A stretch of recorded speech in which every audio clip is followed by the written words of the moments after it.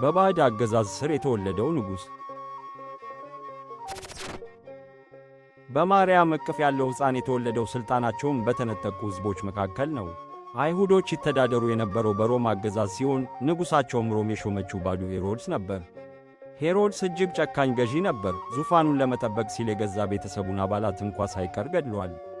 ከብዙ ትውልዶች በፊት አንድ ነቢይ ኮከብ ከያዕቆብ ይወጣል፣ በትርም ከእስራኤል ይነሳል ብሎ ተንብዮ ነበር። የእስራኤል ሕዝብ ለዘመናት ይህንን ቃል የሚታደጋቸው ንጉሥ እንደሚመጣ የሚያበስር ተስፋ አድርገው ያከብሩት ነበር። የከዋክብት ተመራማሪዎች ሰብአ ሰገል ጉዞ። በሩቅ ምስራቅ የሚኖሩ ጠቢባን ምልክት ፍለጋ ወደ ሰማይ ይመለከቱ ነበር። ትልቅ ትርጉም ያዘለ የሚመስል ኮከብ አይተው ወደ ምዕራብ ጉዞአቸውን ጀመሩ።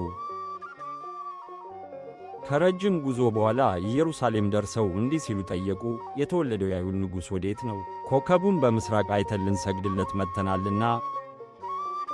ይህ ጥያቄ ንጉሥ ሄሮድስ ጆሮ ደረሰ። እርሱም በግዛቱ ውስጥ ሌላ ተቀናቃኝ ንጉሥ መኖሩን ሲሰማ በታላቅ ፍርሃት ተዋጠ። የአይሁድ ካህናትንና ጸሐፍትን ሰብስቦ ይህ ንጉሥ የት እንደሚወለድ ጠየቃቸው። እነርሱም የነቢያትን ቃል ጠቅሰው በቤተልሔም ብለው መለሱለት። ሄሮድስም እንደሚያመልክ በማስመሰል ሰብአ ሰገልን በምስጢር ጠርቶ ሕፃኑን እንዲፈልጉ ታዘዛቸው። ካገኛችሁት በኋላ እኔም መጥቼ እንድሰግድለት ንገሩኝ አላቸው። እንደ እውነቱ ከሆነ ግን ሕፃኑን የመግደል ዕቅድ ነበረው። አምልኮና ስጦታ። ሰብአ ሰገልን ታዝዘው ኮከቡን እየተከተሉ ወደ ደቡብ ተጓዙ። ኮከቡ የመራቸው ወደ ታላቅ ቤተ መንግሥት ሳይሆን በቤተልሔም ወደሚገኝ ተራ ቤት ነበር። ወደ ውስጥ ሲገቡ ትንሹን ሕፃን አዩት። ተንበርክከውም ሰገዱለት። በታላቅ አክብሮትም ውድ ስጦታዎቻቸውን ወርቅ፣ ዕጣንና ከርቤ ያበረከቱለት። ከዚያም በኋላ እግዚአብሔር በሕልም ወደ ሄሮድስ እንዳይመለሱ ስላስጠነቀቃቸው ያዩት ወጣት ንጉሥ ወደፊት ምን ታላቅ ነገር ያደርግ ይሆን እያሉ በሌላ መንገድ ወደ አገራቸው ተመለሱ። የእውነተኛው ንጉሥ ዓላማ። ሄሮድስ የዙፋን ተቀናቃኝ ፈርቶ ነበር።